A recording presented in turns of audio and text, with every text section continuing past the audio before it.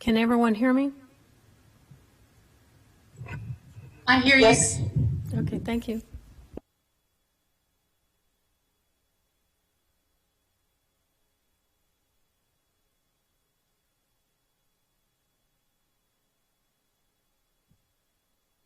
Are we good to start?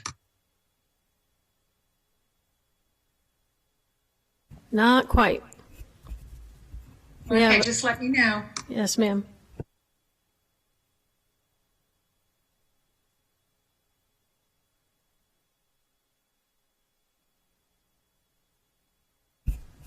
We're ready, thank you. Okay, I will now call to order the Tuesday, June 9th, 2020 meeting of the City of Sugar Land Planning and Zoning Commission. Item 2A, public comment. Has anyone signed up to comment, Christy? No, ma'am. Okay, seeing none, we will move on to item 3, the minutes. 3A, consideration of an action on the minutes of the May 28th, 2020 meeting. Does anyone have any corrections? Kathy, motion to approve. This is Taylor. Okay, thank you, Taylor. Do I hear a second? Second from Jay. Okay. Okay, so motion to approve has been made by Commissioner Landine, seconded by Commissioner Canine. We will go ahead and vote.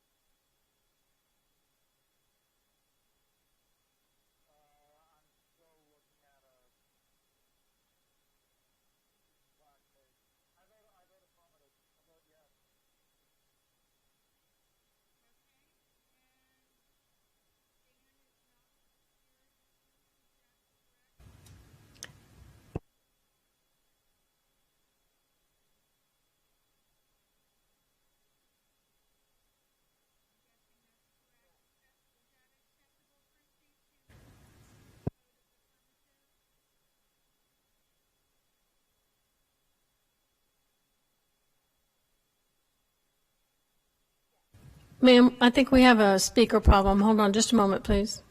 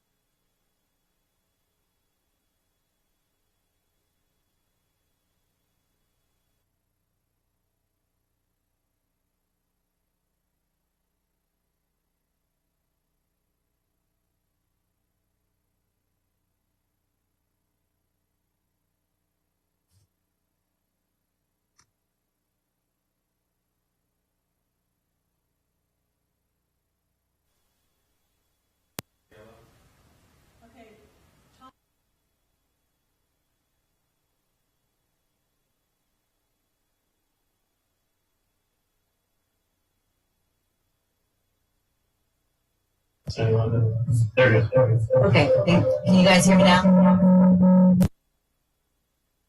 I can hear you.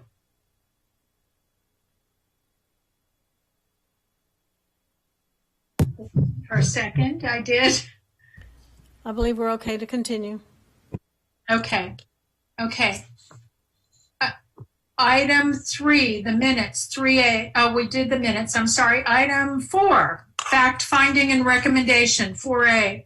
Consideration of an action on a recommendation of a proposed conditional use permit for 4 new professional and medical office buildings on property located in the Neighborhood Business District B1 near River Park Drive and the Grand Parkway to the mayor and members of City Council. Laura.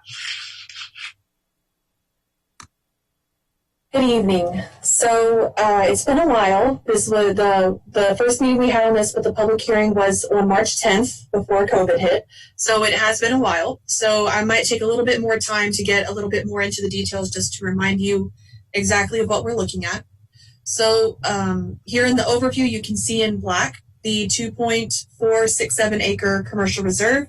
It's vacant, has never been developed, and has B1 zoning, which is neighborhood businesses, and it does share a property line with single-family residential. It is proposed to be 4 single-story medical office buildings currently. Next slide. So an aerial Google excerpt, you can see the surrounding uses. Very obviously there to the north is single-family residential, and to the south are office buildings that are currently under construction. To the east is a Best Western Sugarland Inn, and then to the west is a small shopping center. Next slide. The future land use excerpt or map does include this area as neighborhood commercial and services. So the use would be allowed by right in current zoning and for future use. And a residential proximity would require a CUP under both the current comprehensive plan and all of the future land use plans. Next slide. So just a little bit more detail about the residential proximity CUP. We normally kind of skip this part during the CNA, but just to give you a brief overview since it's been so long. There's a total of about 22,000 square feet that'll be divided up into 4 medical office buildings. There are 8 tenant spaces proposed and 114 parking spaces. So 110 are required, so they have 4 extra there. The site will be accessed via a public access and utility easement that is between the commercial areas along 99 and East River Park. There are no doors, lights, sidewalks, or drive aisles in the rear of the buildings along the single-family property line. So the buildings do vary from 26.5 feet about to 45 feet 10 inches from the property line, which does exceed the minimum 25-foot rear setback that is between residential and non-residential zoning districts. Next slide. So we did take some extra pictures this time around just to get a little more familiar with the area, make sure we were fully capturing what the property currently looks like. So this is a location site of the images that are going to be coming. Pictures 1 and 2 were taken from the property line at the single family residential behind the Best Western, kind of where the property Best Western and the single family meet. Pictures 3 and 4 were taken from the end of the existing access easement. And then pictures 5 and 6 were taken from the corner of the property where it meets the commercial on the other side, the retail center and the single family district. Next slide. So these are pictures 1 and 2. Picture 1 is taken looking more out across the property line. So you can see some small oak trees there. These oak trees that are here in this corner, there are, I believe, 6 of them that are proposed to remain. So these would be protected during construction. And then on the right on picture 2, you can see the existing brick fence between the Best Western and single family. So the future tenant space would start, the current project for the CUP would start at the end of the brick fence. So that's, if you can kind of imagine where that property line is, the wood fence is along the property, the CUP that you're looking at for tonight. And the brick fence is part of the Best Western property. Next slide. So pictures 3 and 4, 3 looks out across the property towards the empty lot that's along East River Park Ridge. So there's an empty lot between the Best Western and a Goddard's school. Just giving you a view across the lot. It's a fairly large area. And then picture 4 is looking towards single family residential. So that will be where the buildings actually go up. Next slide. Picture 5 is the fence that was put up as part of the new commercial small retail center that went up before residential proximity CUPs were required. So this is a newer wooden fence with some additional landscaping, although there was not a CUP process at the time that could enhance that. So you can see the existing brick fence on the far side and then the nicer wood fence. And then about where the picture ends, where the electric pole is where the property line would be. And then that kind of leads into picture number 6, where you can see the existing 6-foot wood fence is in very poor shape. So that is now proposed to be replaced with a new 8-foot wood fence. Next slide. So a little recap of the meeting. You did hold the public hearing on March 10th, and there were no speakers present. And the commission had quite a number of comments and suggestions that did result in some fairly numerous changes that we will be summarizing on the next few slides. Next slide. So initially you discussed the rear property line. I believe Andy had pointed out that the elm trees dropped their leaves, and so proposed those trees to be evergreens. They did change the tree to bald cypress because bald cypress do have longer and thicker canopies. The recorded plat was also provided this time. It was not provided last time. So that recorded plat does provide and show the access from the public access easement as well as the utility easements and all dimensions of the property. The applicant did provide 24 by 36 sheets, so I'm sure the commission saw all of those whenever you got your packets in response to comments about the legibility for the smaller sheets and the poor printing quality back in March. There were some questions about security along the rear of the building, but because there are not lights there, so the applicant did point out that the rear windows are to be double glazed for security purposes. And there were a couple small errors, bracket that the label needed to be removed, some flip-flopping of numbers, so all of those have been corrected as well. Next slide.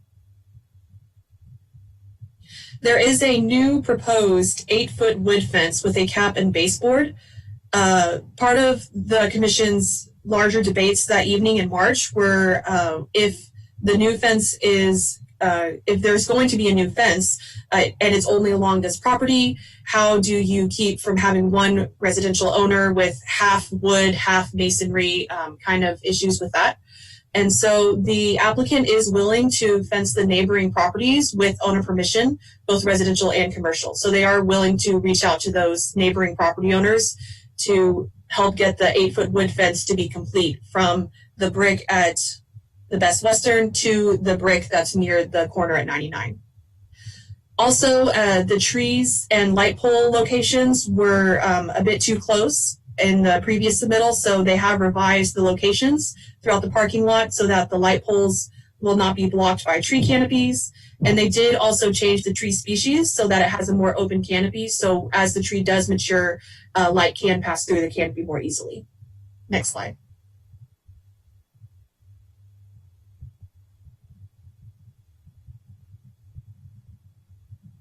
So this is an example of the proposed fence. There would be a cap and a baseboard. And then again, and I did snip out the comment from the exact letter. This is the exact words from the applicant. So you can see that if the commission agrees to the compromise of the 8-foot new wood fence, the owner would work with neighboring properties to replace the entire length of fence there. Next slide. This is the recorded plat that was provided to provide access descriptions as well as legal description. So you can see that the property is accessed from a access utility easement that starts down near the bottom of the property here at East River Park, and then it can be excuse me, I thought I had an arrow, but it can be found all the way up and connections up here. There we go, to the top. So this access utility combination easement does provide all the necessary utilities as well as access to the site. Next slide. So the site plan, there were not too many changes to this sheet aside from some small cleanup changes, but of note, the new location of light poles. So they have been moved to other sides of the medians to be away from the trees. Next slide. So here you can even better see, so the tree is here on the left side of the island, and then the light pole would be on the right side. So they are further apart. They're not in the same exact location as they might have been proposed beforehand. Additionally, you can see the change in trees in the upper right-hand corner. You can see the chart where elm is no longer there. It is now bald cypress. So there are a number of bald cypress trees that are included. Next slide. The elevations it was primarily cleanup. There were some labels and some other small adjustments that needed to be made. So on both this slide and next slide, and the 5-unit sheets, it was just some small label inconsistencies. So those were adjusted, and these sheets should all be correct now. Next slide. So your points for consideration tonight, the rear of the project site is directly adjacent to an existing single-family neighborhood, and so it does require some extra mitigation. The proposed buildings are all 1-story, and there are no doors, lighting, or drive aisles along the rear elevations of the building. This does assist in limiting impact to those neighbors. It will just be the back of a building, no people, no public, no noise after dark. The applicant has provided a set of exterior elevations that do indicate the materials would be entirely masonry and glass. Next slide. The applicant is proposing 16 to 36 foot wide landscape buffer that does have a full line of trees that are alternating now cypress and oak trees. Cypress, which do provide more greenery year round and have longer lasting leaves throughout the year. And then there is an existing wood fence that the applicant is proposing to replace with an 8-foot wooden fence with the baseboard and cap, and would potentially like to extend that along the entire area between the two brick walls that are existing. But of course, they would have to communicate with neighboring properties before that could occur. Next slide. So staff's recommendation tonight is that we recommend approval of the conditional use permit to mayor and city council with the following conditions: that the existing fence be replaced with an 8-foot wooden fence with the baseboard and cap, that the applicant does work with residential property owners in the rear in regards to the fence and how it will be maintained, and that the site will be constructed in accordance with the attached exhibits. And we are proposing 5 exhibits: the site plan, elevations, landscape plan, photometric, and recorded plat. Next slide. That is it. We do have the applicants here if you have any questions for staff or the applicant to answer any of your questions. Okay, thank you, Laura. And this is my mistake, but Commissioner K9 has recused himself on this item from the River Park CUP item. So Christy has removed him from the meeting, and he will return when we are done on this. And I should have mentioned it before I handed it over to you and completely missed it. So that is my mistake. From here, let me just ask. We'll start with Suzanne, if you have any questions for Laura or the applicant. Thank you, Madam Chair. Yes, I do. Laura, thank you again for the presentation. It's always good. You're always a great job. I want to thank the developer for listening to some of the suggestions we had, and they make some great concessions on some of the items. I'm still hung up on the fence, and I'll get to that in a second. On building 1 and 2, I know there are no doors on the back, and we talked about some security issues. But there's also a statement in here that says we're going to come back for a CUP should they have tenants in there that have the number of employees that require that. Why aren't we just putting doors on the back of C on 1 and 2 so we don't have to revisit this issue in the future? Well, the reason that they don't have doors currently is because doors would require lights and sidewalks, and that would create potentially the need for more mitigation in the rear. So they're trying to limit activity in the rear so that they can have less impact on the neighbors to begin with. That would not even need to be mitigated as much because it wouldn't exist. Okay, and that's fair. I just want to make sure that our thinking about the future, having not to visit a CUP all over again, I don't guess they see that. And they don't anticipate the building load being higher than that. This would just be if a particular applicant wanted to move into this site, they would either have to find a different site if they're be too busy, or they could find another location, or they could revisit the CUP. So it would basically discourage the more dense uses and encourage more medical office, which is what it's primarily intended for. Okay, thank you. On the fence, I did drive out there and look around. The neighborhood is going to benefit from a fence, period, because it's falling down in its current condition. So my question is, have they met with the homeowners or an HOA to talk about a joint effort to build a fence? And I'm talking about the fence that we talked about in the first meeting. I looked at my notes, and a lot of us were in favor of the fence, but we were talking about a brick or masonry fence to make sure it was consistent. And putting a wood fence in there is not exactly, I think, what I was looking for. I was looking for the consistency of that nice masonry fence to finish us out, keeping up with no maintenance or less maintenance. And, I was hoping the homeowners, the HOA, would help with that cost possibly, and then maintain it. I didn't know we were talking about a wood fence. Yes, that would be Justin or Jason, Marty, one of you through. I don't know if you have talked to the HOA or not. Yes, so this is Justin. We can't hear you. You hear Justin? Yeah. Okay, is that better? Yes. Okay, sorry about that. My name's Justin. I'm the applicant on behalf of SHB, who is developing this area. So we have not had an official meeting with the HOA. We kind of agree with you in the sense that any improvement to the fence is going to be a great addition for those homeowners.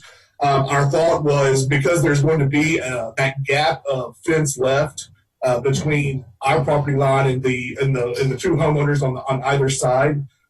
If our developers agreed to extend the fence along their entire property line, so that there's one consistent, nice wooden fence that's going to be 8 foot tall along that entire run of stretch of property line. So, and I definitely, we hear what you're saying when it comes to the brick fence. I think one thing that we were thinking of is whenever you can see, obviously you can see the fence now because there's no buildings there. But once the buildings go up, you're not going to really be able to see a fence from any angles from the right of ways, basically. So yeah, the homeowners would have a brick fence, but again, with this compromise, which is what we're hoping that you guys will agree to, is they're basically going to be getting a brand new 8 foot fence. So that's kind of what we were looking for. Okay, and Laura, this might be a question for you. At the time the fence went up that was put behind a Goddard school, there was no CUP to require them to do the brick fence at all? Or they Correct. So there was no residential proximity CUP process. That was an ordinance that was passed later by City Council. So there would be about a lot and a half of residential area that I showed you. I believe it's picture number 5, where you can see newer wood fence, although it's still 6 feet with a hedge line. So it's like potentially if you require the CUP for a masonry fence. So that gap would still be there unless Goddard School or someone else voluntarily decided to put the wood fence, the masonry fence in. Yes, correct. Mm-hmm. Okay, there's no other option to enforce that. Right, so picture 5, let's see if I can get my screen back up. So starting here, the fence to the left would, and it would, starting at that arrow to the right, would all be masonry. So there would be that very small gap. It's about one in one lot and a very small portion of another lot. Okay. I think that answers my question. I'd really rather see the masonry fence along the whole back of the wall, but that answers my question. Thank you. Mm-hmm. No problem. This is Jason from SHP. Can I add a comment to that? Go ahead, Jason. Yeah, I just wanted to share with you guys that, part of the thought process too is we know when things change, those changes are good, but they may not necessarily fit every opportunity that arises, simply because you may have a project that is quasi in the middle of two other projects. And so our goal, and I think it was clearly laid out, but our goal is to hopefully come to a compromise where we can provide a better fencing and even go a step further is not burden an HOA that may not be in a position or willing to participate, and to have a homeowner or two or four left out and feeling kind of, neglected. And so that's kind of where we're at on our position. Thank you. Thank you, Jason. Andy, do you have any questions? Yes, ma'am. Thank you. And thank you for making the landscaping changes in the buffer zone. It does appear to be something that will provide a much more substantial landscaping buffer. But one of the things I still get to, and every time I look at these, I'm still embarrassed for our city that we still see 27-foot light posts coming up over 15-foot buildings, creating the light pollution that we have throughout the city. Looking at your photometrics that go through that in your parking lot, I just, those are, I think optimistic at best. And then I'm still just wondering, and this is something that really needs to be brought up through council, but we've got to make a change to the light pollution that we're creating in the city. We're actually at a point now where we're blocking out the observatory at Brazos Bend State Park, and that's Sugar Land, not Houston. And these 27-foot light posts on 15-foot buildings are what's the number one cause of that. I really wish that we could go a step further and put more reasonable light stanchions in that actually not only provide light to the people that are using the property, but that are not polluting our skies with this. So thank you, and I wish you could come back with something more. I know it's not required, but I wish we could come back for something more. Okay, thank you, Andy. Is that it? Is that all you had? Yes, ma'am. Okay, I will move on and ask Matt if he has any questions. Yes, ma'am. I had a couple of hopefully pretty brief questions. And let me get oriented to a couple of drawings. So Laura, I'm looking at the site plan, A1.0. Okay. And if this is somewhere else in the materials, I apologize. But on the for the ground mounted HVAC units, Yes. Mm-hmm. is there any other shielding or buffering that's put around those besides? Yes. So there's actually full hedges around the rear, or around them when they are behind the buildings 1 and 2. Okay. That's on the single family resident. That's on the landscaping. Okay. If I missed that, I apologize. I just wanted to make sure. And then on the site plan, on the lighting legend, so I understand that based on this plan, there were 2 5-unit buildings and 2 4-unit buildings, right? Correct. On the legend, the exact same specs. You've got you've got the 4-unit building listed once, and then the 5-unit building listed once. I just want to confirm that the 2 4-unit buildings are going to be identical in all the material respects that are called out here on the site plan, and the same 5-unit buildings. Correct. Yes. And the same thing with the elevations as well. Perfect. And then So really quick, and I'll apologize for the word question on the landscape planting LP1. So under the general landscaping notes, note 9 says, no substitutions of any plant material shall be allowed. If any of the plants are not available, the landscape contractor shall notify the landscape designer in writing, and then in parentheses, via proper channels. What does that mean? So that's so whenever we work with Evergreen Landscape Architects, that's one of their standard notes. Since it's a signed and sealed document by a registered landscape architect, it basically covers them from a contractor just picking whatever trees. And if they can't find a bald cypress, just replacing it with something that the contractor chooses that might be cheaper or smaller or whatever. They need to go back to the landscape architect who designed the plan and work with them to select something that's appropriate. So what's the proper channel? It says in writing and then through proper channels. They'll have to note. Let's see. This is what. Let me see real quick. This was Eric Shepley with Evergreen, so they have to notify him through via email. Invite is what we would consider inviting. And then Eric Shepley, the landscape architect, would work with the contractor to pick an alternative. Laura, you might. I don't know if, because the CUP is going to hold this landscape plan kind of as the Bible. Yes. For development. So if does need to be a substitution, would that require a revisit to the CUP? It depends on how significant the substitution is, but potentially. Okay. So the goal will not to have it.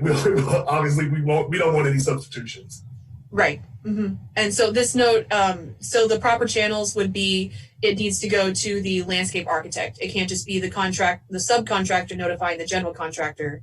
It has to go all the way back to the person who signed and stamped the plans. That's what proper channels means. Yeah. Okay. And is that in, I mean, I understand that it's not spelled out here, but I mean, is that in some document that all those parties have so they understand what that channel is? Or do you think, Laura, it should be in this document? It's part of the standard operating procedure for how this operates. So I do believe it would be understood. I don't think it needs any additional language unless the commission just generally feels like they need that. Okay, fair enough. But let me just interject that since this is going to be, we're making the recommendation that this is included, as part of our recommendation for approval, assuming that that maybe clarifying language would be appropriate. Matt, you bring up a good point. It's whatever the commission wants, really. Madam Chair, this is Doug. Can you hear me? I can hear Yes, you. Okay, great. Just real quick, just so you know, no matter what, the landscaping is going to have to be inspected by staff, and if it doesn't follow the CUP, they're going to be putting in the landscaping that does, no matter what. So by these on there, there's very few instances. There is some small areas in the codes that allow some director approval at leases level, but we'll be inspecting the site and they will have to plant these things just like we do even without a CUP. So, well, maybe it's best just to leave the language out then so it's not confusing. That might be the best thing, is to just strike that. That is more of sort of contractual language with their landscapers, that way there's no conflict. I think that's the simplest way. I think that's a great point, Kathy. But I mean, but the language leave in by writing and just take out the parentheses through normal channels. I think that would probably be best if that's the confusing point, because the note says you cannot have a substitution unless we're notified in writing. So if the confusing point was the proper channels, I think just removing the parentheses is the best way. And I appreciate that. I mean, I recognize that's a minor point, but if it leaves an ambiguity, that's generally not a good thing. And then the only other thing I just want to confirm, I believe this is correct, but the two other documents that you provided, these have already been filed of record, correct? Correct. This is the recorded plat, and we provided it because we did remove the overall site plan that had kind of extraneous information that wasn't needed. So Okay. we kind of substituted this in place to still the legal and access descriptions. And I wanted to flag that because these have already been recorded, so we shouldn't have a lot of discussion about them as part Correct. of. They're already stamped and approved and recorded at the county. That's all I had. Thank you. Thank you. AP, do you have any questions? Just one point of clarification, and I can certainly empathize with what Jason referred to before with regards to the HOA and the balance and kind of the homeowner's concerns and needs. I guess the clarification I was curious about, I missed the meeting in March where I think we covered this, was that masonry or brick fence that's already there. Was that something that the existing commercial tenant paid for? Or was that there based on some other mechanism? I was just curious. Yeah, so it's kind of a combination.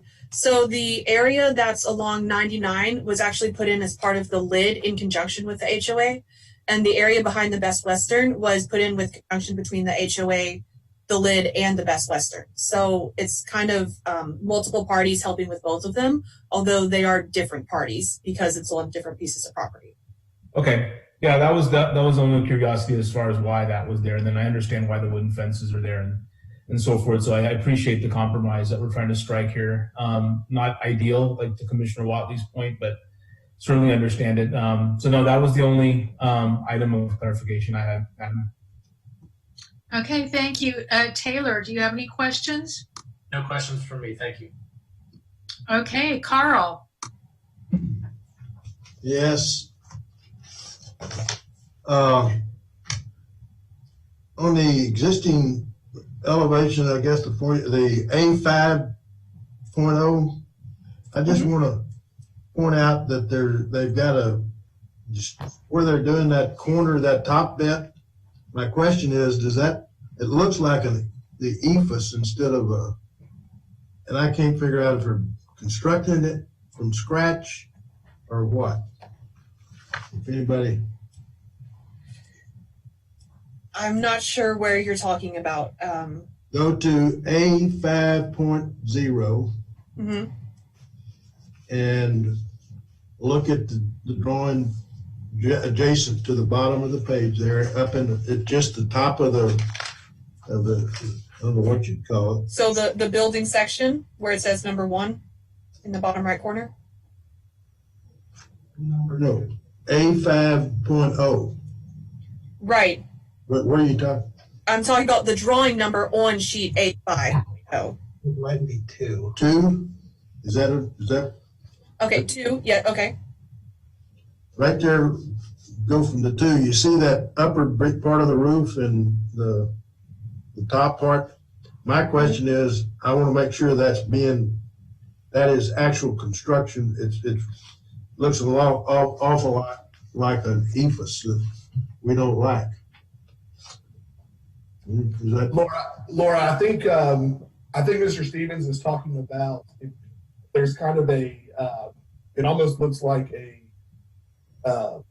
it's a little bit grayed out because it's not on this primary view, but it's the piece of building that is right underneath the section arrow that's labeled 0685.0. The parapet on the front from the parapet, yeah. I think, is that what you're talking about, Mr. Stevens? I mean, I'm on A5.0. I mean, can you go to that? Has anybody got Yes. it? All right. We're there, and we're looking at, it's called rear exterior elevation, and then it says number 2. Right? Hold on a minute.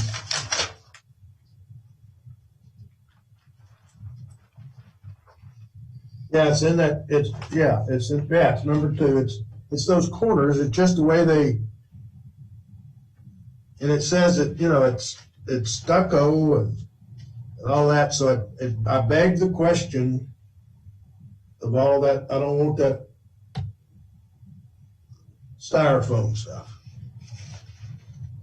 That's my question on that drawing. Okay. Marty, you're the architect. Is there any ephes in the project? Huh? You're on mute, Marty, just so you know. Good afternoon.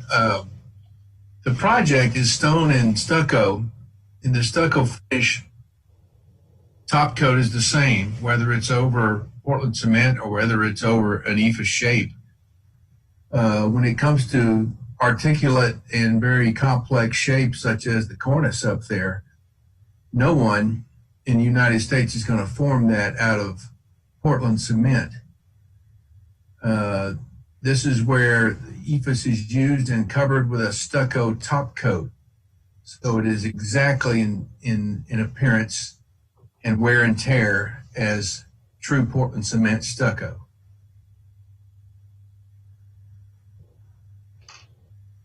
So you will not know that it's styrofoam underneath that, but it's complex that no one can ever afford to build out of pure Portland cement stucco.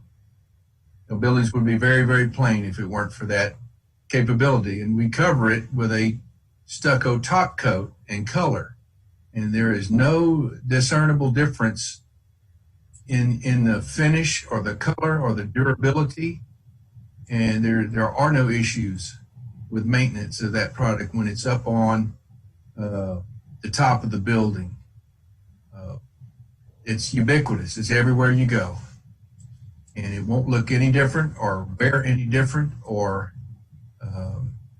behave any different.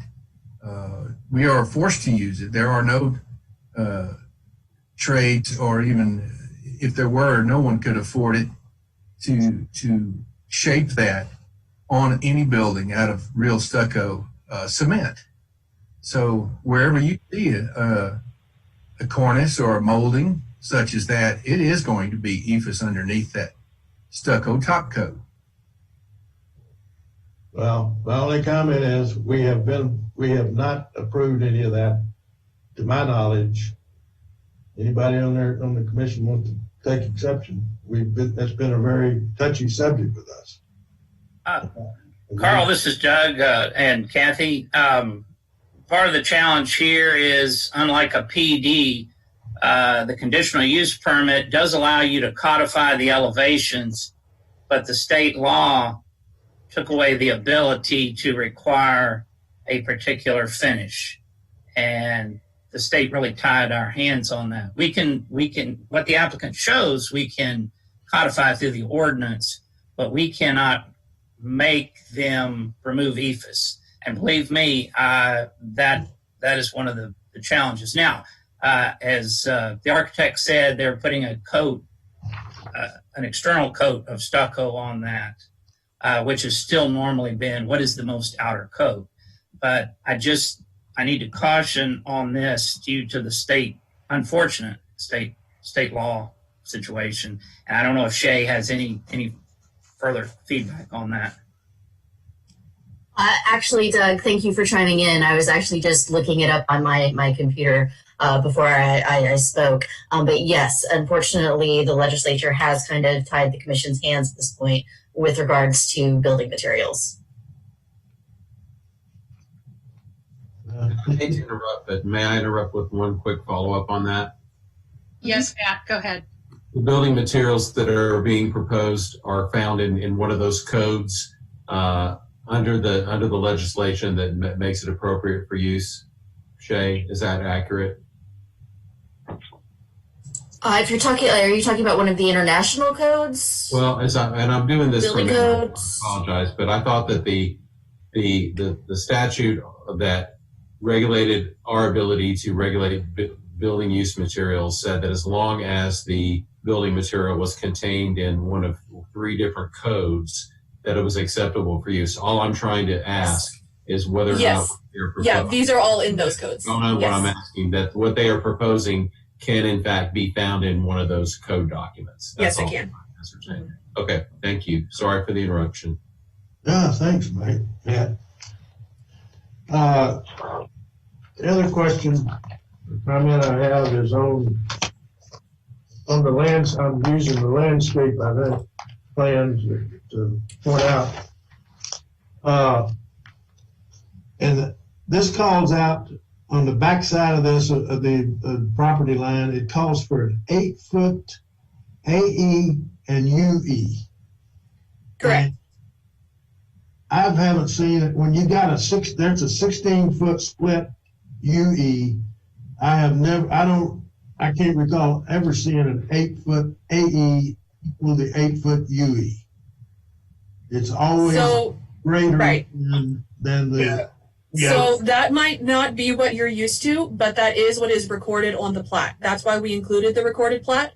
How did it get past us to let that get done? It wasn't done by us. It was 16-foot UE AE by the city, and it didn't come before this body. That replat didn't. My point is that they think they've covered it. You know, I can guarantee you that if there's overhead poles back there, it is not an 8-foot AE that the power company thinks is there.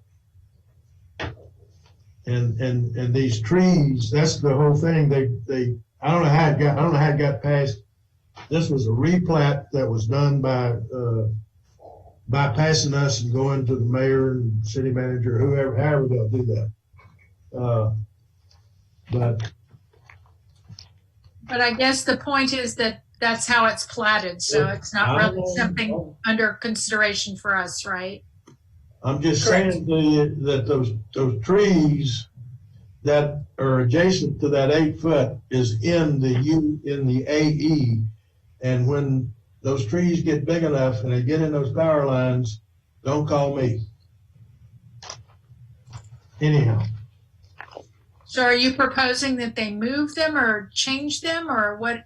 Well, that is not what, yes, they need to move them further away, because that is not a true, in the real world, it's on the paper. I agree with you. I looked at the plat. I was shocked. But it's not the real AE. That is not, because, and there are poles I saw in one of your pictures behind there.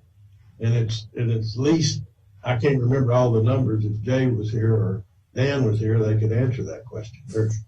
But it's 16, 17 feet on each side of that property line. It's twice what is showing here. And there's poles there, and anyhow. Yeah, I mean, you're right. Usually, I've seen it as well. We went back and checked the plat to verify whenever Cooper brought the comment up back in March. And because usually you're right, there is an additional 5-foot aerial easement that is on top of that 8-foot easement, which starts 20 feet up above the plane of the grade. But for this one, it's not part of it for whatever reason. So. It's not part of this plat. It's not. You're right. No, it's not. But we did check to make sure there wasn't something missing. There is, because we are used to also seeing that additional aerial easement that starts 20 foot above the plane as well. But this one doesn't have that additional aerial easement associated. This one's wrong. Is what I'm trying to tell you. It's wrong. So, Carl, are you saying that the aerial easement still exists, but it's been improperly platted? It's reflected improperly. The replat that was done. I can't put my hands on it right now, but the replat that was done has that as it on there. Has an 8-foot AE. He's saying that in practicality, there should be and there will be a 5-foot extra feet at 20 feet in height that is there in practice based on what the power company is used to. But I'm telling you, I've been doing plats for 50 years, and there's language in the dedicatory language on every plat I've ever done that spells out what the AE is, and it's not the same as the UE. But having said all that, I'm just pointing out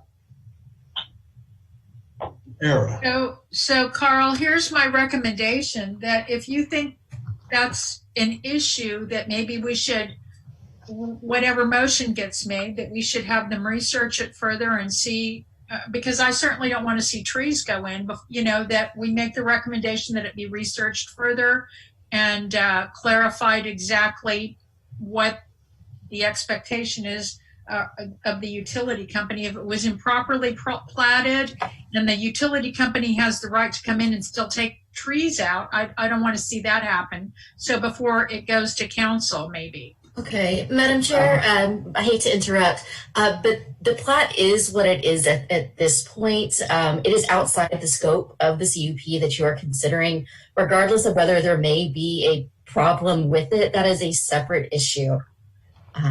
Thank you. I don't know. Maybe I'm wrong here, but if it ends up resulting in trees being taken out, if it's something that they can look into before it goes forward to council, I don't know. I don't see that it would be. If it was maybe a mistake on the replat, I'm not suggesting.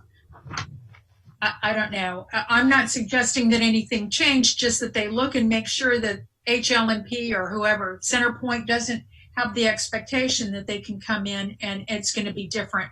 Are they going to be held to what's on the plat? Because if not, if they can come in and remove trees, I don't want to see a bunch of trees. I understand Carl's point.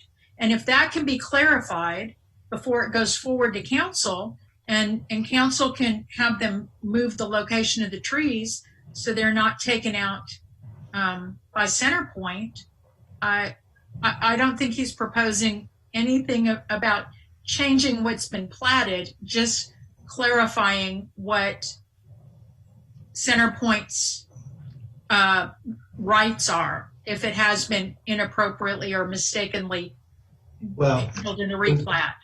There is no question that this replat is in my opinion, is incorrect because it does have 8-foot UE and 80. And I agree it's in a recorded plat. But everybody's acting like, that's the gospel, and I'm telling you, in the real world, there's not an 8-foot AE there. And Centerpoint, I don't know how this got. It was done as a. It didn't come before us. Whatever, I forget the term that's used for that kind of plat. It went through the staff and mayor and whatever. Administratively approved or something. And I agree, Shay. So I agree with Carl. I've never seen it before either. Mm-hmm. And I think we're not proposing anything except understanding if it was a mistake on the replat, what are Centerpoint's rights? Can they come in and take out trees? And if that's the case, if they can, then maybe we want to relocate them someplace outside of just understanding what their rights are. Doesn't make sense to have them put trees in that.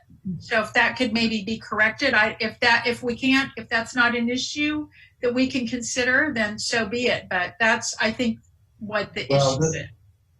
This was done, somebody pointed out, administratively through the mayor and city. I mean, it bypassed us. So if you've done it once, what's wrong with going back and doing it twice and correcting it? That is, I apologize, Mr. Commissioner, but that is outside the scope of what has been posted for discussion this evening. Then maybe I'll make the motion. Look into the location of the trees. You can certainly give them that direction. But, outside of this process, it may be appropriate for staff and for the property owner to reconsider the plat. But that is not what has been posted for discussion this evening.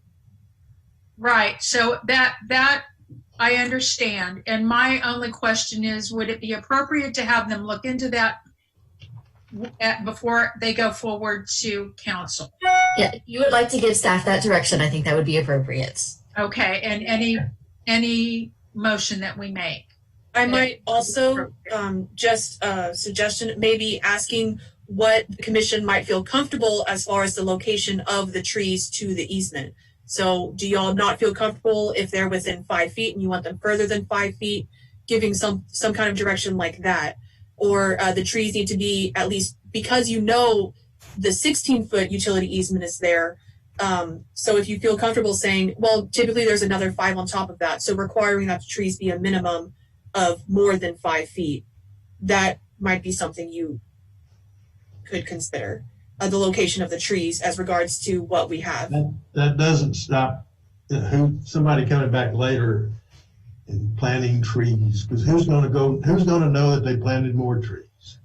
And and all they're looking at is the UE and whoever, and they got a plat to show it. And so I only bring it up because I know what it's supposed to be, and that's not what it's supposed to be. And there are some of those trees, if they grow as big as they're already encroaching on the 8 foot, the canopy, not the tree itself, but the way they got this drawing done. And so.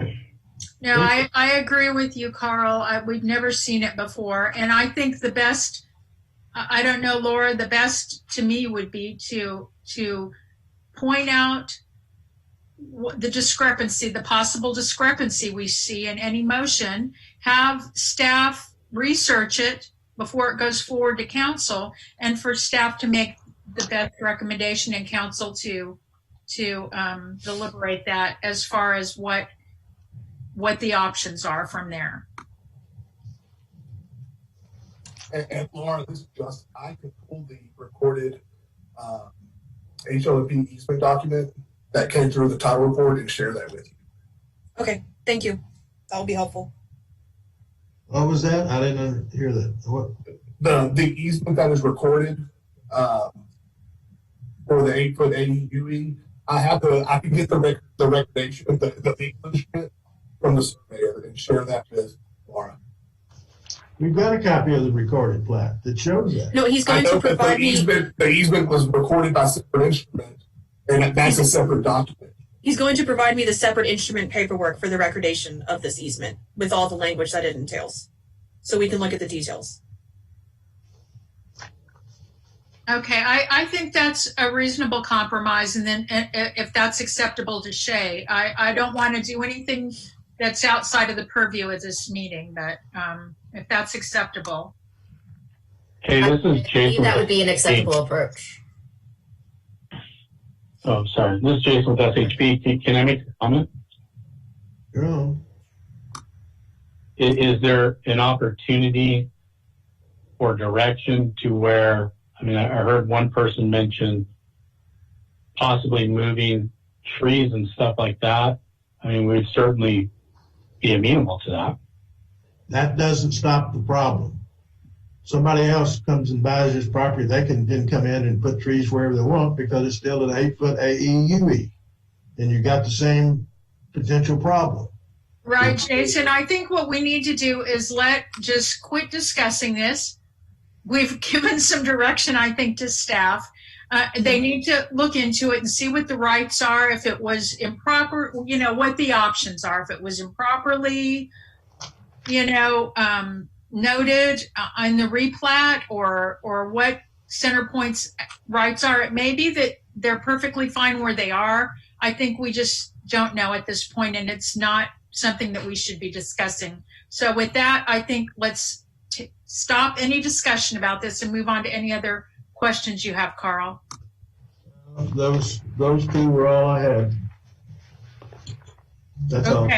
Okay, thank you, Carl. Okay, so with that, would someone like to make a motion? Or I will make a motion, actually. I will make a motion that we recommend approval of the proposed conditional use permit for 4 new professional and medical office buildings on property located in the Neighborhood Business District B1 near River Park Drive and the Grand Parkway to the mayor and members of City Council, with the caveat that we researched this issue about the utility, the aerial utility easement, and the planting of the trees, and provide the different options and information going forward to the mayor and City Council. Second. Okay, a motion's been made by Kathy Hebner, seconded by Carl Stevens. Is there anyone who wants to discuss this any further? go ahead and speak up before we vote if you want to discuss it any further. Okay. Kathy, this is Doug. I just want to make sure we clarify that the wood fence is what the commission is recommending. I think we just want to make sure on the record if it is or is not there. Yes, and I should have included that in my motion. The points for consideration that should have been included in the motion, and I've got too many pieces of paper spread all over my study now, but including the 8-foot fence with the baseboard and cap, and then were there any other? Well, the recommended exhibits, as well as the requirement for the property owner to confer with the residential property owners about the maintenance of the fence. Okay, thank you, Laura. I would include those in my motion. I'll amend my motion to include those. Carl, do you amend your second? Yes. Okay. I think we're ready to.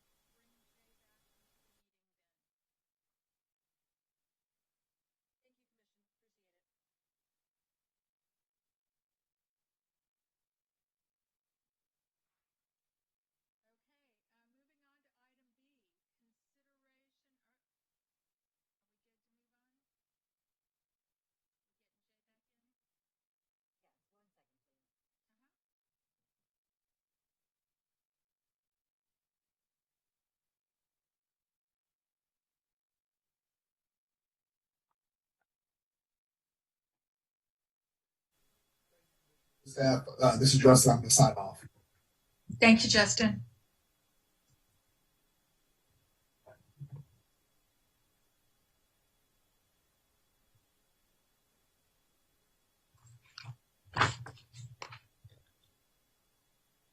Marty's leaving as well. Y'all have a great evening. Thank you. Okay, thank you. And it looks like Jay is back. So I will now move on to item B. Consideration of an action on a recommendation for a proposed city-initiated rezoning from standard single-family residential R1 or general industrial M2 to the Hill Area Residential HR1 for approximately 9.7 acres to the mayor and members of City Council. Abigail. Good evening, Commission. I am here before you to discuss the Hill, as you mentioned. I'll start off by talking about a little bit of some background on the Hill project itself, and then recap the Commission public hearing, and then go over areas 1 and 2 for the proposed rezoning, points for consideration, and recommendation and next steps. Next slide. So the Hill Community Engagement Project was identified as an action item in the 2018 Land Use Plan and initiated after we heard concerns from residents with redevelopment. And so the future land use map classifies this area as Company Town neighborhood. The project officially kicked off with the appointment of the Hill Neighborhood Steering Committee. And then phase 1 determined that residents agreed with additional development regulations or other tools in order to maintain the character of the Hill. Next slide. So after phase 1 was finished, we are now in phase 2, which is implementation. And so when we presented the recommendations of phase 1, City Council directed staff to move as quickly as possible in phase 2 due to the rapid redevelopment in this area. And so we identified rezoning and some initial development code changes for immediate implementation. So that would include modifying the HR1 zoning district and revising development regulations for garages and front yard setbacks. These are items that we heard very clear direction on in phase 1, and they are also things that we regulate in the development code. Next slide. So the commission held a public hearing on May 28th, 2020. Two Hill property owners provided comments to the city secretary's office in support of the rezoning, and the commission had several clarifying questions that we addressed during the meeting, and then provided some general support for the rezoning. Next slide. And so the Hill Area Residential Zoning District, it is a standard residential zoning district. It was created with the adoption of the 1997 Development Code. This zoning district is specific to the Hill neighborhood, recognizing that the building pattern is different than in other residential areas of the city. The regulations do not require new construction to build in character with the neighborhood, which is one of the issues that we identified in this project. And so they're very similar to R1. Next slide. So the recommendations from the project in phase 1 to be implemented here in phase 2 is to modify the HR1 zoning district to include homes east of Wood Street and north of Lakeview Drive into the zoning district. So that would be area 1 and noted on the map. And then we also had an additional staff recommendation to also rezone Lonnie Green Park, which is noted as area 2 on the map, into the HR1 district. Next slide. So for the site analysis, area 1 consists of 38 single-family lots totaling 7.7 acres. They are currently zoned R1, and we're proposing that they be rezoned into HR1. The area is surrounded by residential and civic uses. So there is a church to the north here, noted by the arrow I just placed, and then to the south, you will see Lakeview Elementary, which is labeled on the map. Next slide. The area is not platted other than a few lots, and so the city hired a surveyor to draft a legal description for the boundary of the area. This does not mean that we did an individual survey of the lot. It was just a boundary legal description. And so the homes proposed for rezoning are consistent with the character of the current HR1 homes. Next slide. And here are just a few examples of photos in area 1 compared to HR1. Next slide. And so for the comparison of HR1 versus R1, development regulations are mostly the same except in few cases. Existing structures would not be required to comply with HR1 regulations, only if there is any changes, or if they're modifying, or if they're constructing anything new. However, we are proposing development code changes in the next agenda item to HR1, which would apply to the newly rezoned properties. Next slide. So for site analysis on area 2, this consists of a Lonnie Green Park totaling 2 acres. The current zoning is M2, which is general industrial, and we're proposing that it be rezoned to HR1. The Lonnie Green Park is a city-owned park, and then some surrounding uses. There is a residential to the north. Northeast is Sugarland Auditorium, and directly south is Oyster Creek. Next slide. Again, Lonnie Green Park is a city-owned park. The current zoning is general industrial and is not compatible with adjacent residential zoning. And so this was a good opportunity to be consistent with the future land use map, as well as the adjacent residential uses. Next slide. And here is a photo of the park. Next slide. So for the future land use map, area 1 is designated as company town neighborhood, and area 2 is classified as regional parks and open space. And so that future use, or that use, is usually implemented by R1. However, in this case, HR1 is appropriate. Next slide. And so some points for consideration. The proposed rezoning is a result of the public engagement and recommendation during phase 1 of the Hill project. Single-family homes in Area 1 are very similar in character to HR1. The rezoning of Lonnie Green Park, a city-owned park, will replace incompatible M2 zoning classification to be consistent with adjacent residential uses, and this is consistent with the comprehensive plan and future land use map. Next slide. We're here before you tonight for a commission consideration and action. Staff recommends recommendation of approval to the mayor and city council for the rezoning of 9.7 acres to the Hill Area Residential Zoning District. We anticipate a city council public hearing if you see if that is appropriate, anticipated for July 2020. Next slide. And I'll take any questions. Thank you. Thank you. Let's see. Let's start the other side and ask AP if you have any questions. No questions at this time, Madam Chair. Okay. Thank you. Next, Taylor. No questions. Just as we, I think, all mentioned last time, I appreciate the work that went into this. It's clear that there's been it's been a thoughtful process. We appreciate that. Okay. Let's see. Matt. No questions. Okay. Andy? No questions. And sorry, Jay. Suzanne? Thank you, Madam Chair. No questions. Just a huge thank you to Abigail and to Terry for getting this done. It's time. Thank you. Did I skip over Jay? I'm sorry. Jay, next. Do you have any questions? No, ma'am. Thank you. Okay. And Carl? Yeah, let me make sure I got the right. We got two deals here. I want to. I'm looking at in the package, I guess, page 4 of the deal of the chart, zoning districts, and let me make sure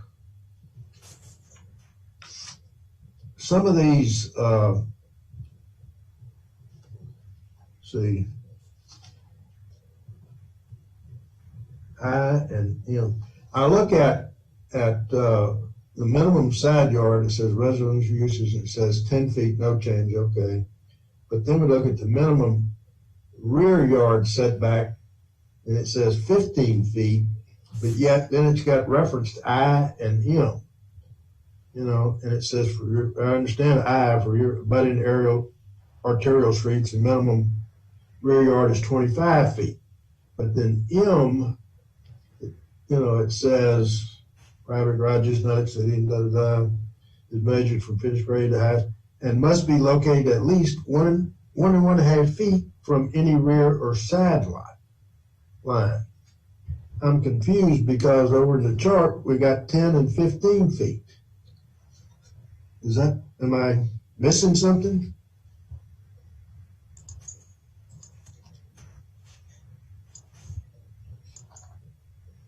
Hello?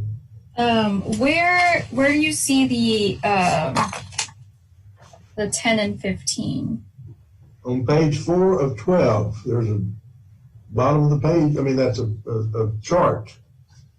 The minimum rear yard setback, and then under minimum side and minimum rear, and it tells over there 10 feet and 15 feet. And then under the minimum rear, then they reference I and M in the references over here. I don't have any problem, but M says must be located at least 1.5 feet from, so it's in conflict with the minimum, is the way I read it. Unless it misses. So that would be an exception specifically for private garages. That's what the note is for M. Well, but it doesn't in this other chart, the first chart, it says minimum rear setback, period. It doesn't say whether garages, whatever, period. Right, so that's the purpose of the note, to call out that is specifically for garages. Can I see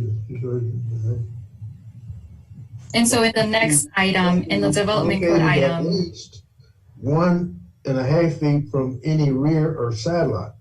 Well, for starters, at the rear, if there's it doesn't say anything about a utility easement or anything here. So we'll discuss that in the next item, in the development code changes item, in the next one. Not correct this chart. This is going to be in an ordinance itself. This is only a reference chart. So it's just for, so that you can see the differences between each of the zoning district regulations. It's not going to be included in any ordinance. Whatever. Hold on a minute. Okay, so that's.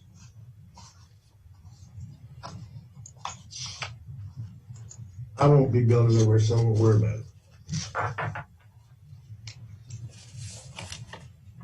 Is that all you have, Carl?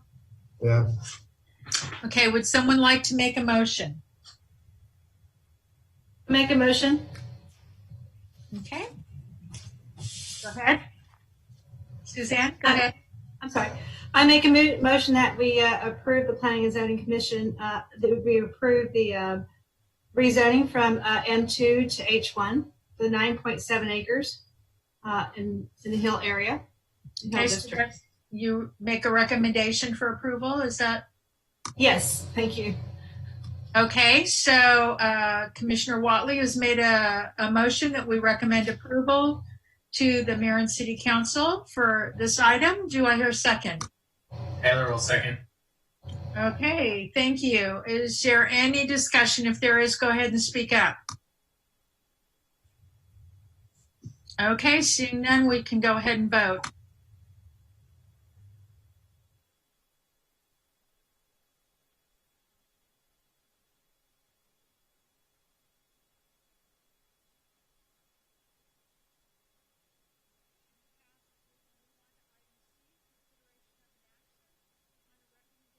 Proposed amendments to Chapter 2 zoning regulations of the Development Code to the Mayor and members of City Council. Abigail again.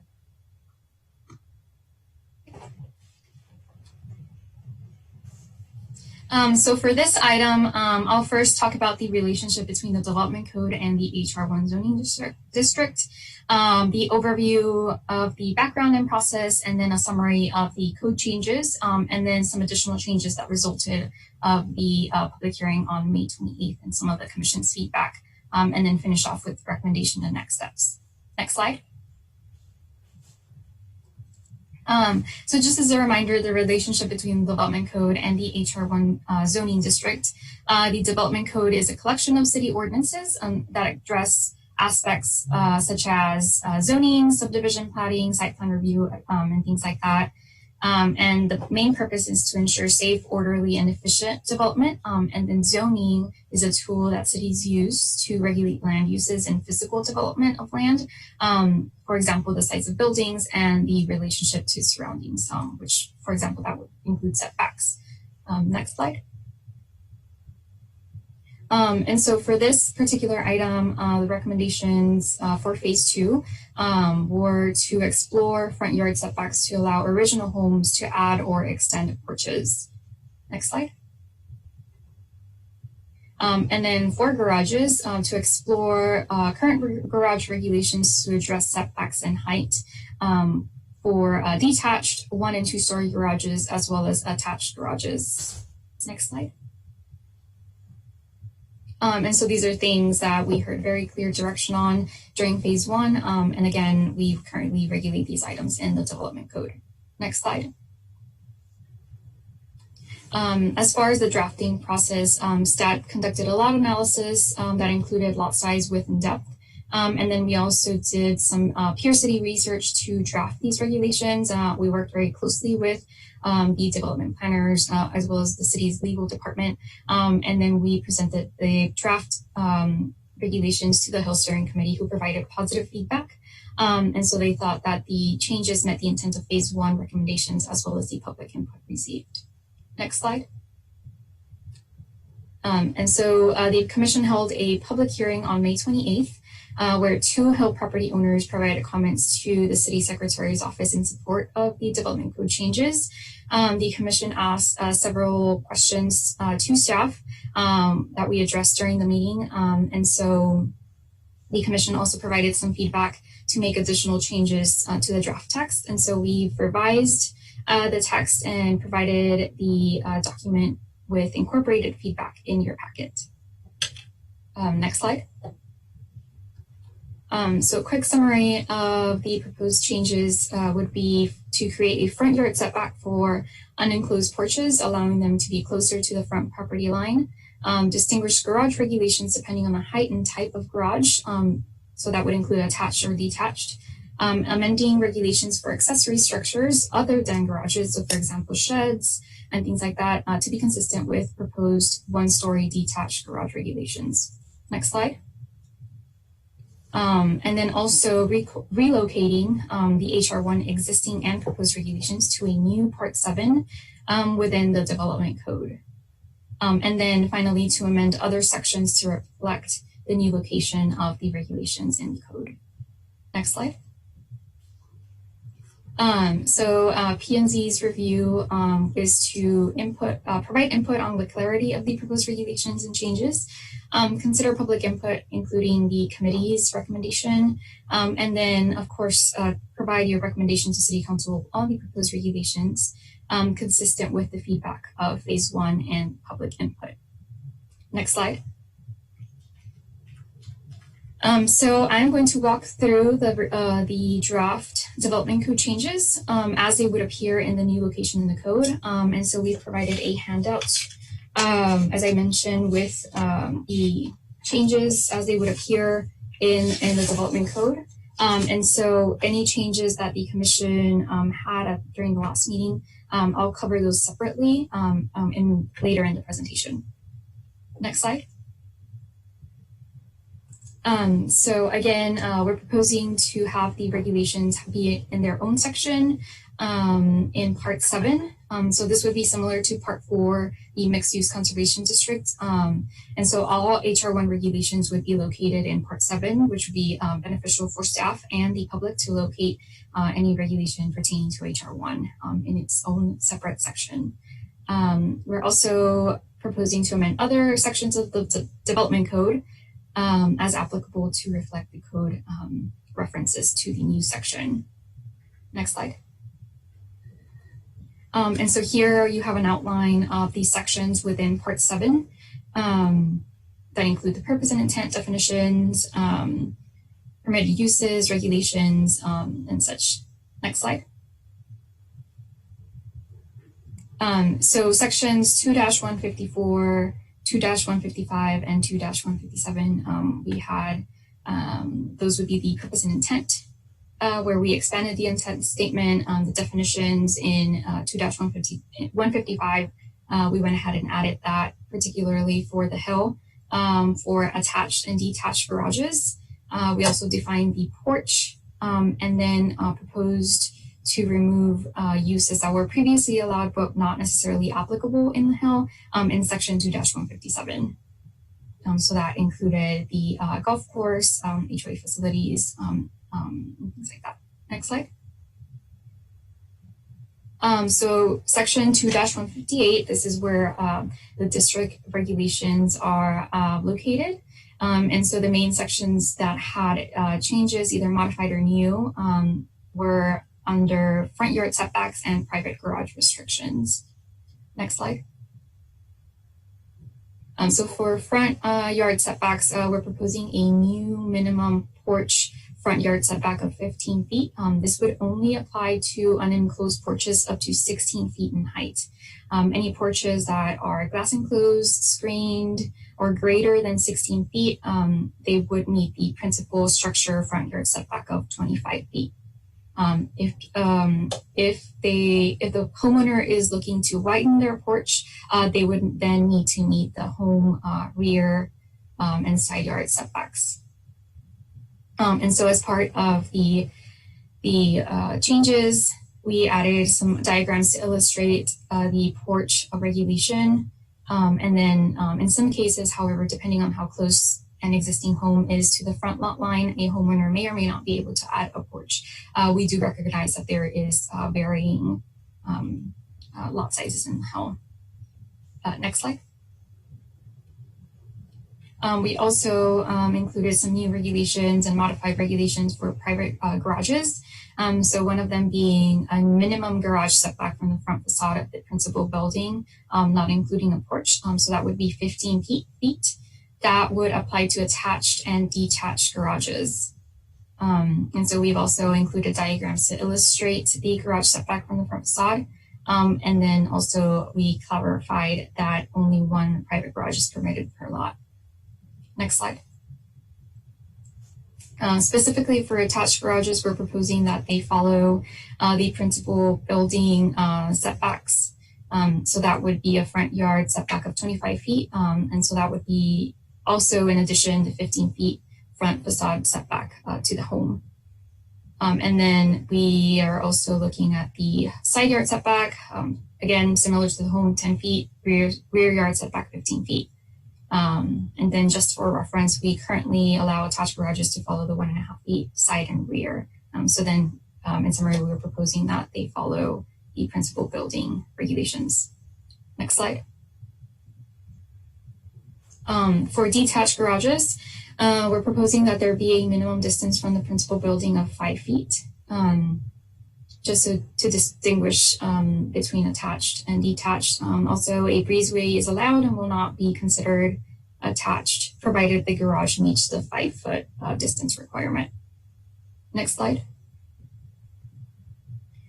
For detached one-story, there wasn't really a change other than we're proposing a maximum height for detached one-story garages, as well as a 6-inch eave separation from the side or rear lot line, just to help mitigate any rainfall that spills over into the adjacent property, since the garage would be very close to the property line. So we're proposing that 6 inches to help mitigate that. Next slide. For detached 2-story garages, there's no change in the current height regulation, and so we're proposing that the side and rear yard setbacks be the same as the principal building. Next slide. And here's just a chart that compares the current HR1 regulations to the proposed. There's only a few instances where we're changing things, but the main part of the regulations will remain the same. Next slide. For section 2-159 on accessory structures, this is specifically for accessory structures other than private detached garages. For example, workshops, sheds, and things like that. We're proposing that the regulations for these structures be the same as 1-story detached garages. And so that would be for maximum height, the distance from the building, the distance from the front facade, and then the side and rear setbacks would be the same, which are currently at 5 feet. Next slide. And so some additional changes resulted out of the meeting on May 28th. And so that included table 2-57.1, that would be removing supplemental regulation number 3, which is not applicable in the Hill. The second change was to section 2-158, district regulations. We added language to clarify that setbacks are subject to field verification of utility easement, just to make that clear. And that note is before the table in that little paragraph at the beginning of section 2-158. So that way, people, before they actually jump into the table, they can see that that applies for everything. For number 3, figure 2-158.f, detached garage setback from front facade, we remove the label for the 5-foot minimum distance requirement. Next slide.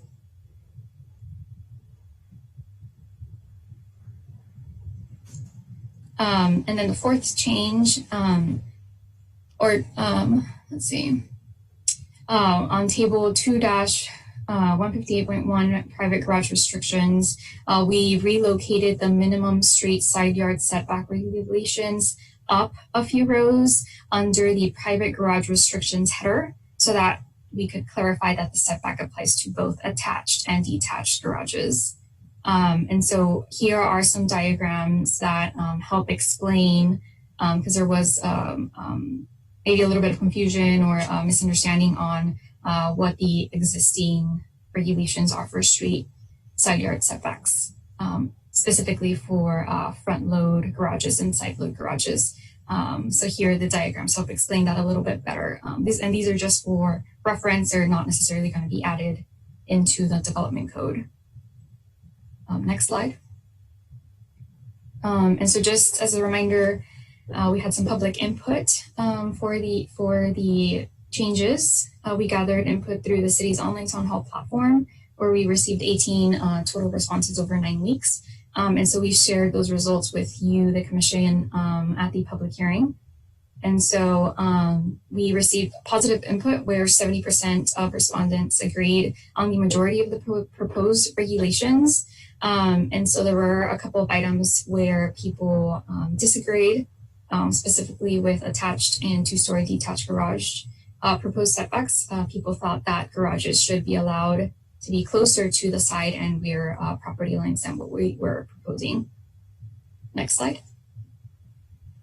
And so finally, for points for consideration, the development code changes are consistent with the feedback received and recommendations of phase 1. The Hill Steering Committee reviewed and recommend the proposed changes, amending other sections of the development code to reflect the proposed new Part 7. And then we're also proposing that development code changes to the HR1 zoning district would apply to properties that are proposed to be rezoned into HR1. Next slide. And so tonight the commission will be holding consideration and action. And so staff recommends a recommendation of approval to the mayor and city council for the changes to the Hill Area Residential Zoning District regulations found in Chapter 2 of the Development Code of the City of Sugar Land.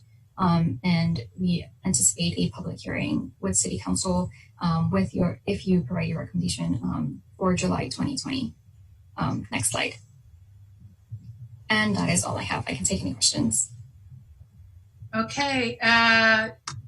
Does anyone have any questions for Abby? We will start with Suzanne. No, thank you. Good job. Thank you. Okay. Andy? I don't have any questions, Madam Chair. Thank you. Okay. Thank you. Matt? No questions. Very well done. Thank you for all the work. Okay. AP? No questions. Super job. Very thorough, Abigail. Great job. Taylor? No questions. Jay? No, ma'am. No questions. Okay. Carl?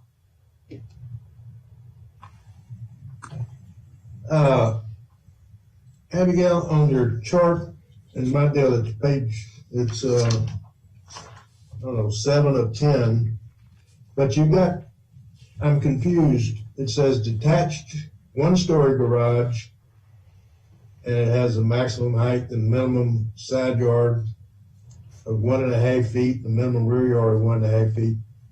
Then it says detached two-story garage, minimum side yard setback 10 feet, minimum rear yard 15. What does it matter whether it's 1 or 2 stories on the setback?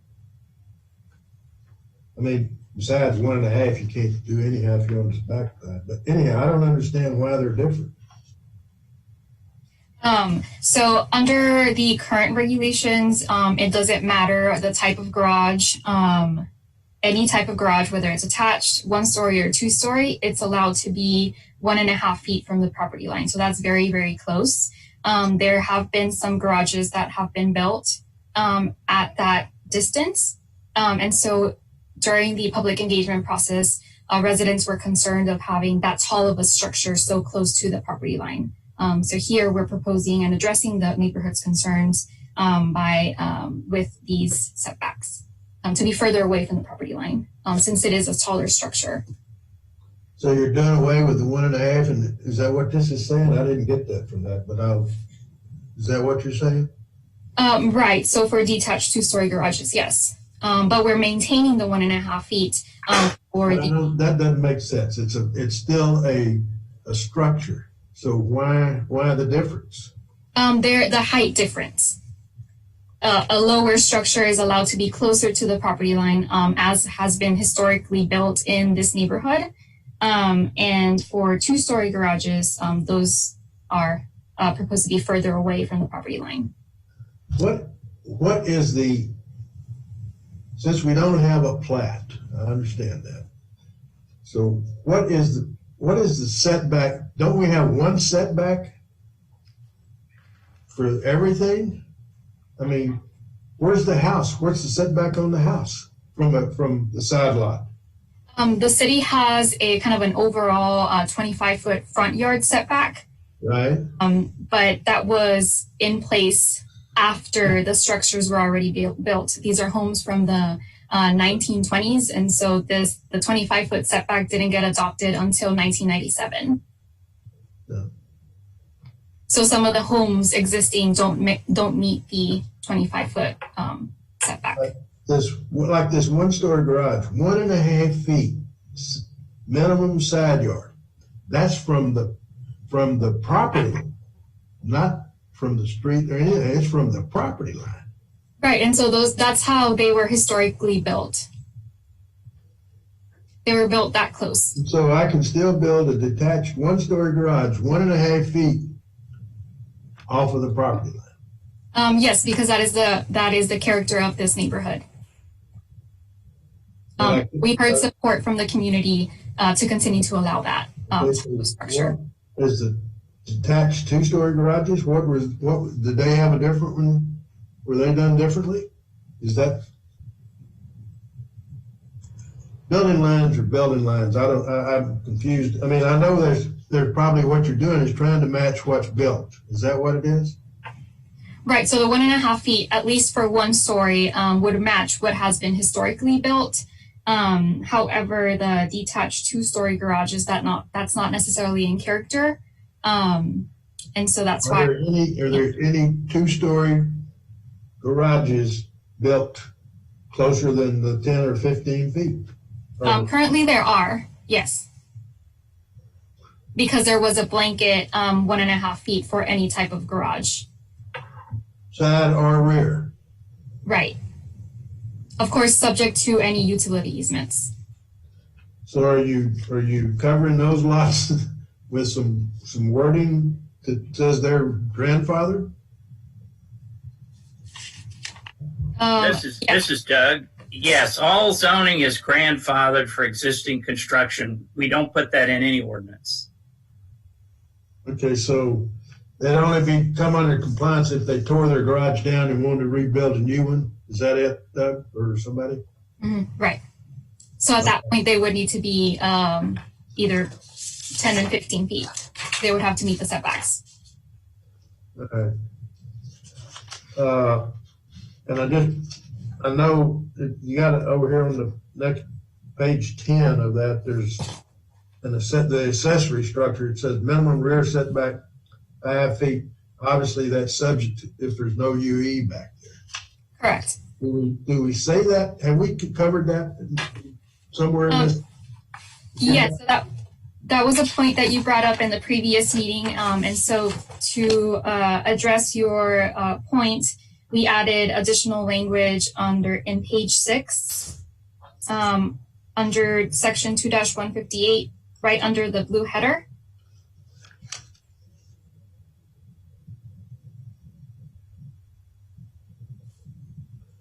Okay, all right. I don't want somebody to get mad when the utility comes out there and tears up their garage. That's all. Okay, thank you. Need a motion? Anyone like to make a motion? I'll make the motion. This is Taylor. You ready? Yep, go ahead. I'll make a motion to recommend approval to mayor and city council for the proposed city-initiated rezoning from standard single-family residential R1 or general industrial M2 to the Hill Area Residential HR1 for approximately 9.7 acres. Okay, thank you, Taylor. Do I hear a second? Second that. That was Matt, right? Okay. Right. Is there any discussion? If not, we can go ahead and vote.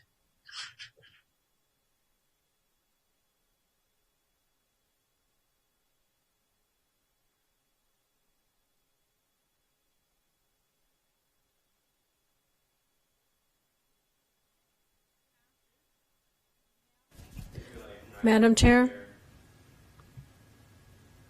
Can you hear me? She can hear you, Liz can't hear us, but go ahead.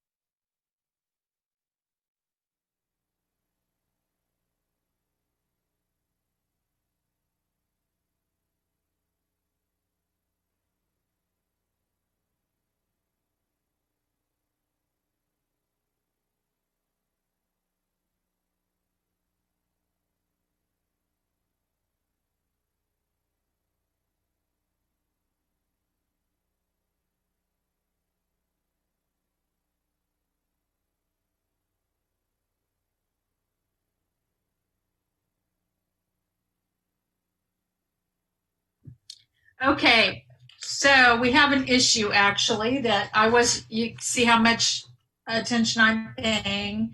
You, when you made your motion, Taylor, you read the wrong item.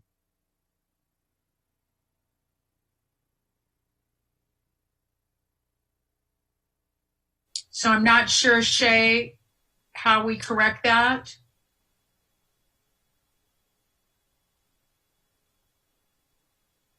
We basically revoted on item 4B. I was just doing a new motion. Just do a new motion? Okay, so I will have you, we revoted on, and I'm glad to say that the outcome was the same. We revoted on the previous item. So let me have you, Taylor, if you would, make a new motion. I apologize. I was on the wrong page in my agenda here. So I'll make a motion to recommend approval to the mayor and city council for the proposed amendments to Chapter 2 zoning regulations of the Development Code to the mayor and members of city council. Okay, and so Matt, do you second that? Yes, I do. Okay, so if there's no discussion, we'll vote again. Anybody has any comments, speak now or forever hold your peace. Only that I feel better that Matt seconded my motion. Or that I completely did not snap to it. So sorry about that, guys. Okay, so it passes. And we will now move on to item 5, reports. 5A, Planning and Zoning Commission Liaison Report to the City Council meeting held on June 2nd, 2020. Who is that? That was me. Okay, I thought hopefully it's not Dan. And it was so exciting that I don't even have anything to report.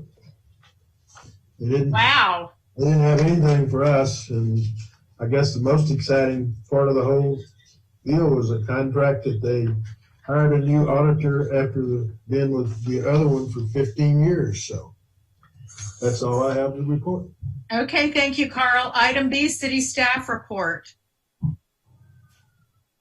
Okay, this is Doug. Try to get the video back here. The next meeting that y'all will have will be toward the end of the month on the 25th. And right now, the capital improvement program, you'll have your annual review of the capital improvement program. Engineering is putting that together, so the commission will be looking at that. We may have another item or two. We are still putting those things together in the agenda. So that's all we have. Hey, Doug or Lisa, can I just ask when you guys might anticipate we'll be back in person? We are getting some additional direction. And so hopefully by the next meeting, I'll have an indication of whether we whether we're meeting in person or there's some type of a hybrid approach to that, but we will definitely let you know. Thank you. Okay, with that, I'll entertain a motion to adjourn. Moved. Thank you. Was that Jay? Okay, yes. Okay, second. Do I hear a second? Second. Okay, thank you, Carl. All in favor, say aye. Aye. Aye. Perfect. We're now adjourned. Thank you. Here, everybody.